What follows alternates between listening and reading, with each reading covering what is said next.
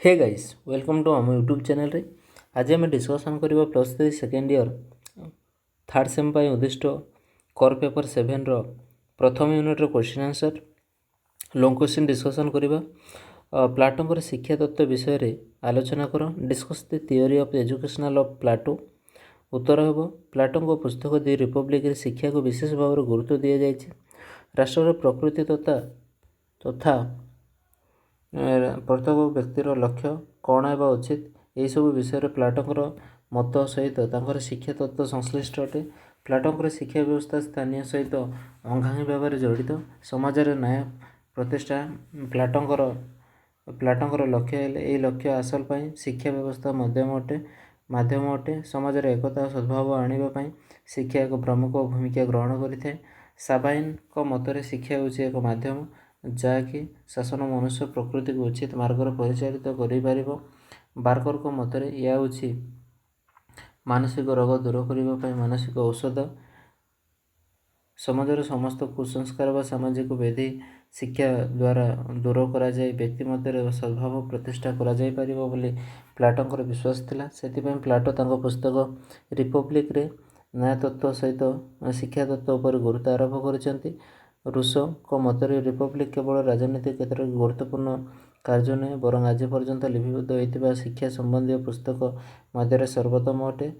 शिक्षार दुईटी दिग रही यथा व्यक्तिगत दिग इंडिविजुअल एक्सेप्ट एवं सामाजिक दिग सोशल एक्सेप्ट। शिक्षा हूँ एक माध्यम जहाद्वारा मनुष्य समाज बा सामाजिक व्यवस्था सहित खाप खुआई चली था। यह हूँ शिक्षार व्यक्तिगत दिग इंडिविजुअल एक्सेप्ट समाजर हित तथा राष्ट्र विकास पाई शिक्षा मनुष्य मान मध्य सचेतनता सृष्टि करें। यह हूँ शिक्षार सामाजिक दिग social accept.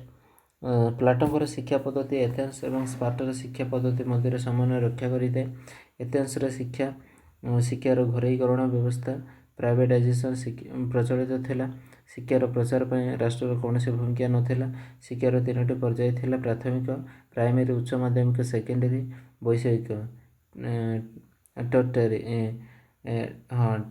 Territory.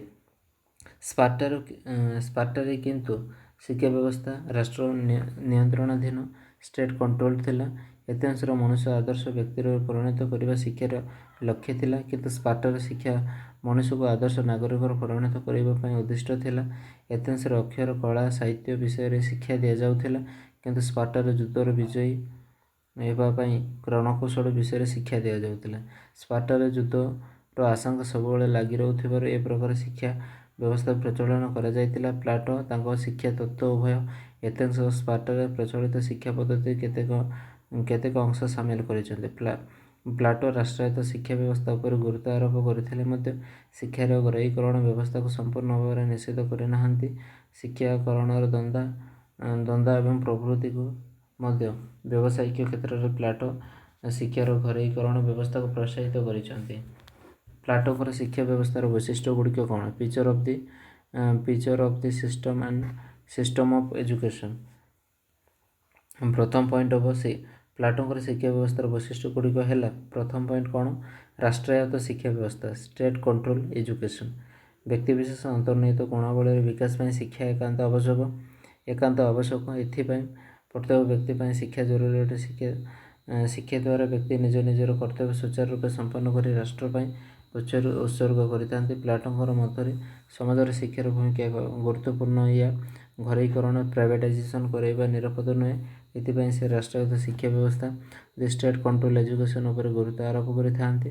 2 number point हूँ बाध्यतामूलक शिक्षा कंपलसरी एजुकेशन। शिक्षा मनुष्य को तार कर्तव्य प्रति सचेतन कराई। बार्कर को मत प्रत्येक मनुष्य को सामाजिक अर्थनैतिक वैदिक तथा राजनीतिक दृष्टिकोण उपयोग करने प्लाटो शिक्षा व्यवस्था को प्रचलन करते। एथिपाई प्रत्येक व्यक्ति शिक्षा जरूरी अटे। फल प्लाटो बाध्यतामूलक शिक्षा उपर गुरुत्व आरोप करछंती। या प्रत्येक प्रत्येक नागरिक को जड़े योग्य व्यक्ति रूपे परिचित करें।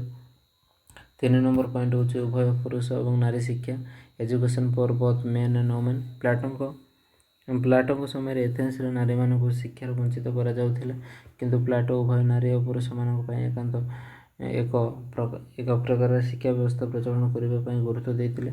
शिक्षा लाभ करने द्वारा नारी माने पुरुष मानक परि ରାଷ୍ଟ୍ରର ସେବା କରିବାକୁ ନିୟୋଜିତ କରିପାରିଥିଲେ। 4 ନମ୍ବର ପଏଣ୍ଟ ହେଉଛି କୃଷକ ଓ ଶ୍ରମିକମାନଙ୍କ ପାଇଁ ଶିକ୍ଷା ଉଦ୍ଦିଷ୍ଟ ନୁହେଁ। ଏଜୁକେସନ୍ ନଟ୍ ମେଣ୍ଟ ଫର୍ ଫାର୍ମର୍ସ ଆଣ୍ଡ ଆରିଷ୍ଟନ୍ସ।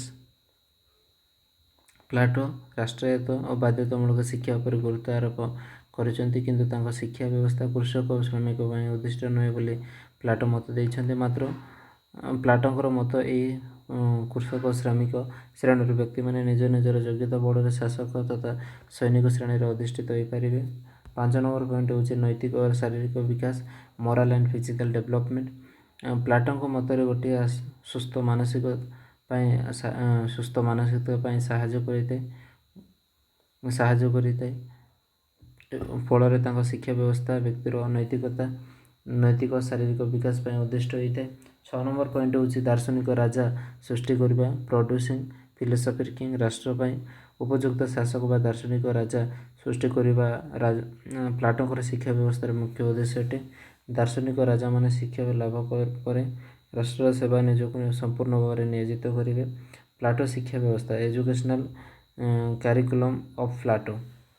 ପ୍ଲାଟୋଙ୍କ ଶିକ୍ଷା ବ୍ୟବସ୍ଥାକୁ ଦୁଇ ଭାଗରେ ବିଭକ୍ତ କରାଯାଇଛି, ଯଥା ମୌଳିକ ଶିକ୍ଷା ବେସିକ୍ ଅଫ ଏଲିମେଣ୍ଟାରୀ ଏଜୁକେସନ, ଉଚ୍ଚ ଶିକ୍ଷା ହାୟର ଏଜୁକେସନ। ମୌଳିକ ଶିକ୍ଷା ବେସିକ୍ ଅଫ ଏଲିମେଣ୍ଟାରୀ ଏଜୁକେସନ। ଏହି ଶିକ୍ଷା ବ୍ୟକ୍ତିର ସାହସିକତା, ଆତ୍ମସଂଯମତା ଓ ଶୃଙ୍ଖଳା ତଥା ଚରିତ୍ର ଗଠନ ପାଇଁ ସୁଯୋଗ ଦେଇଥାଏ। ପ୍ଲାଟୋଙ୍କ ମତରେ ପ୍ରାଥମିକ ଶିକ୍ଷା ବ୍ୟବସ୍ଥା 3ଟି ପର୍ଯ୍ୟାୟ ଥାଏ। ପ୍ରଥମ ପର୍ଯ୍ୟାୟ ଫାର୍ଷ୍ଟ ଷ୍ଟେଜ, ଦ୍ୱିତୀୟ ପର୍ଯ୍ୟାୟ ସେକେଣ୍ଡ ଷ୍ଟେଜ, ତୃତୀୟ ପର୍ଯ୍ୟାୟ ଥାର୍ଡ଼ ଷ୍ଟେଜ। ପ୍ରଥମ ପର୍ଯ୍ୟାୟ ଫାର୍ଷ୍ଟ ଷ୍ଟେଜ, ଜନ୍ମଠାରୁ 6 ବର୍ଷ ହେଲା ପର୍ଯ୍ୟନ୍ତ ଶିଶୁକୁ ପ୍ରଥମ ପର୍ଯ୍ୟାୟ ଶିକ୍ଷା ଦିଆଯାଇଥାଏ। ପରିବାରର ପିତାମାତା ତଥା ଅନ୍ୟାନ୍ୟ ଗୁରୁଜନମାନେ ଗଳ୍ପ ମାଧ୍ୟମରେ ବିଭିନ୍ନ ଉଦାହରଣ ଦେଇ ଧର୍ମ, ଉତ୍ତମ ଆଚରଣ, ବ୍ୟବହାର ତଥା ନୈତିକ ଉପରେ ଶିକ୍ଷା ଦେଇଥାନ୍ତି। ଦ୍ୱିତୀୟ ପଏଣ୍ଟ ହେଉଛି ଦ୍ୱିତୀୟ ପର୍ଯ୍ୟାୟ ସେକେଣ୍ଡ ଷ୍ଟେଜ। 6ରୁ 18 ବର୍ଷ ମଧ୍ୟରେ ଏହି ଶିକ୍ଷା ପ୍ରଦାନ କରାଯାଇଥାଏ। ଏହି ପର୍ଯ୍ୟାୟରେ ଶାରୀରିକ ମାନସିକ ଶିକ୍ଷା ଦିଆଯାଇଥାଏ। ଛାତ୍ରଛାତ୍ରୀମାନଙ୍କୁ ସଙ୍ଗୀତ, ଯାଦୁବିଦ୍ୟା, ଖେଳ, କସରତ, ବ୍ୟାୟାମ ଶିକ୍ଷା ଲାଭ କରିଥାନ୍ତି। ଏହାଦ୍ୱାରା ସେମାନଙ୍କୁ ମାନସିକ ସୁଦୃଢ଼ ହେବା ସଙ୍ଗେ ସଙ୍ଗେ ସେମାନେ ସୁସ୍ଥ ଓ ସବଳ ହୋଇଥାନ୍ତି। ତୃତୀୟ ପର୍ଯ୍ୟାୟ ହେଉଛି ଥାର୍ଡ଼ ଷ୍ଟେଜ ହେଉଛି ତୃତୀୟ ପର୍ଯ୍ୟାୟ। 18ରୁ 20 ବର୍ଷ ମଧ୍ୟରେ ପିଲାମାନଙ୍କୁ ସାମରିକ ଶିକ୍ଷା ପ୍ରଦାନ କରାଯାଇଥାଏ। ଉଭୟ ପୁରୁଷ ଓ ନାରୀମାନେ ଏହି ଶିକ୍ଷା ଦିଆଯାଇଥାଏ। ଦ୍ୱିତୀୟ ପଏଣ୍ଟ ହେଉଛି ଉଚ୍ଚ ଶିକ୍ଷା ବା ହାୟର ଏଜୁକେସନ। ଉଚ୍ଚ ଶିକ୍ଷା ପର୍ଯ୍ୟାୟରେ 20ରୁ 35 ବର୍ଷ ବ୍ୟକ୍ତିବିଶେଷ ଶିକ୍ଷା ଦିଆଯାଇଥାଏ। ଉଚ୍ଚ ଶିକ୍ଷା ପାଇଁ 20 ବର୍ଷ ବୟସର ଛାତ୍ରମାନଙ୍କୁ ଏକ ପ୍ରବେଶିକା ପରୀକ୍ଷା ଦେବାକୁ ପଡ଼ିଥାଏ। ଏହି ପରୀକ୍ଷାରେ ଯେଉଁମାନେ କୃତକାର୍ଯ୍ୟ ହୁଅନ୍ତି ସେମାନଙ୍କୁ ଏହି ଶିକ୍ଷା ଦିଆଯାଇଥାଏ। ଏହି ଶିକ୍ଷା ପର୍ଯ୍ୟାୟରେ ଗଣିତ, ଜ୍ୟାମିତି, ଜ୍ୟୋତିଷ ଶାସ୍ତ୍ର, ତର୍କଶାସ୍ତ୍ର ବିଷୟରେ ଶିକ୍ଷା ଦିଆଯାଇଥାଏ। ଏହି ଉଚ୍ଚ ଶିକ୍ଷା ମାଧ୍ୟମରେ ଛାତ୍ରଛାତ୍ରୀମାନଙ୍କୁ ବ୍ୟକ୍ତିତ୍ୱ ବିକାଶ ସାଧନ କରିଥାଏ। ଏହି ଶିକ୍ଷାର ଲକ୍ଷ୍ୟ ହେଲା ରାଷ୍ଟ୍ରର ଶାସକ ଏବଂ ସାମରିକ ଗୋଷ୍ଠୀକୁ ବାଛିବା। 30 ବର୍ଷ ବୟସର ଛାତ୍ରଛାତ୍ରୀମାନଙ୍କୁ ଆଉ ଏକ ପ୍ରବେଶିକା ପରୀକ୍ଷା ଦେବାକୁ ପଡ଼ିଥାଏ। ଏଥିରେ ଯେଉଁମାନେ ଅକୃତକାର୍ଯ୍ୟ ହୁଅନ୍ତି ସେମାନଙ୍କୁ ରାଷ୍ଟ୍ରର ଅଧୀନସ୍ଥ ପଦବୀଗୁଡ଼ିକରେ ନିୟୋଜିତ କରାଯାଇଥାଏ, କିନ୍ତୁ ଯେଉଁମାନେ ଏହି ପରୀକ୍ଷାରେ କୃତକାର୍ଯ୍ୟ ହୁଅନ୍ତି ସେମାନଙ୍କୁ 30ରୁ 35 ବର୍ଷ ପର୍ଯ୍ୟନ୍ତ ଗଣିତ, ତର୍କଶାସ୍ତ୍ର ମଧ୍ୟରେ ଜ୍ଞାନର ପରିପକ୍ୱତା ପାଇଁ ଶିକ୍ଷା ଦିଆଯାଏ। ଏସବୁ ଶିକ୍ଷା ଲାଭ ପରେ ଜଣେ ବ୍ୟକ୍ତି ଦାର୍ଶନିକ ରାଜା ହେବାର ଯୋଗ୍ୟତା ହାସଲ କରିଥାଏ। 35 ବର୍ଷରୁ 50 ବର୍ଷ ପର୍ଯ୍ୟନ୍ତ ଦାର୍ଶନିକ ରାଜାମାନେ ରାଷ୍ଟ୍ର ଶାସନ କରିଥାନ୍ତି। ରାଷ୍ଟ୍ରର ସମସ୍ୟାଗୁଡ଼ିକର ସମାଧାନ କରିବାର ଅଭିଜ୍ଞତା ସେମାନଙ୍କ ପାଖରେ ଥାଏ। ଏହିପରି ଭାବରେ ପ୍ଲାଟୋ ମନୁଷ୍ୟ ପାଇଁ ଆଜୀବନ ଶିକ୍ଷା ବ୍ୟବସ୍ଥା ପ୍ରଚଳନ କରିଥିଲେ। ସମାଲୋଚନା, ପ୍ଲାଟୋଙ୍କ ଶିକ୍ଷା ବ୍ୟବସ୍ଥା କେବଳ ପ୍ରଥମ ପଏଣ୍ଟ ହେଉଛି ସମାଲୋଚନା ବା କ୍ରିଟିସିଜମ୍। ପ୍ରଥମ ପଏଣ୍ଟ, ପ୍ଲାଟୋଙ୍କ ଶିକ୍ଷା ବ୍ୟବସ୍ଥା କେବଳ ଶାସକ ବା ସୈନିକ ଗୋଷ୍ଠୀ ପାଇଁ ଉଦ୍ଦିଷ୍ଟ, କିନ୍ତୁ କୃଷକ ଓ ଶ୍ରମିକ ଗୋଷ୍ଠୀ ପାଇଁ ଏହା ଉଦ୍ଦିଷ୍ଟ ନୁହେଁ। ଦ୍ୱିତୀୟ ପଏଣ୍ଟ ହେଉଛି ଶିକ୍ଷା ବିଭିନ୍ନ ପର୍ଯ୍ୟାୟରେ ଅତିକ୍ରମ କଲା ମଧ୍ୟରେ ଦାର୍ଶନିକ ରାଜାମାନଙ୍କର ଜୀବନ ଅନେକ ସମୟରେ ଅତିବାହିତ ହୋଇଥାଏ, କିନ୍ତୁ ସେମାନଙ୍କ ପ୍ରଶାସନିକ ଶିକ୍ଷା ସମୟରେ ପ୍ଲାଟୋଙ୍କର ଶିକ୍ଷା ବ୍ୟବସ୍ଥା ଉଲ୍ଲେଖନୀୟ କରାଯାଇ ନାହିଁ। ତୃତୀୟ ପଏଣ୍ଟ ହେଉଛି ପ୍ଲାଟୋଙ୍କର ଶିକ୍ଷା ବ୍ୟବସ୍ଥା ବାସ୍ତବତାଠାରୁ ବହୁ ଦୂରରେ। ପ୍ରଶାସନିକ ଶିକ୍ଷା ଅନୁପସ୍ଥିତିରେ ଦାର୍ଶନିକ ରାଜା ଯୋଗ୍ୟ ଶାସକ ହୋଇପାରିବେ ନାହିଁ। 4 ନମ୍ବର ପଏଣ୍ଟ ହେଉଛି ପ୍ଲାଟୋଙ୍କର ଶିକ୍ଷା ବ୍ୟବସ୍ଥା ଓ ଗଣିତ ଦର୍ଶନକୁ ଗୁରୁତ୍ୱ ଦିଆଯାଉଥିବା ବେଳେବେଳେ କଳା ସାହିତ୍ୟକୁ ଅବହେଳା କରାଯାଇଥାଏ।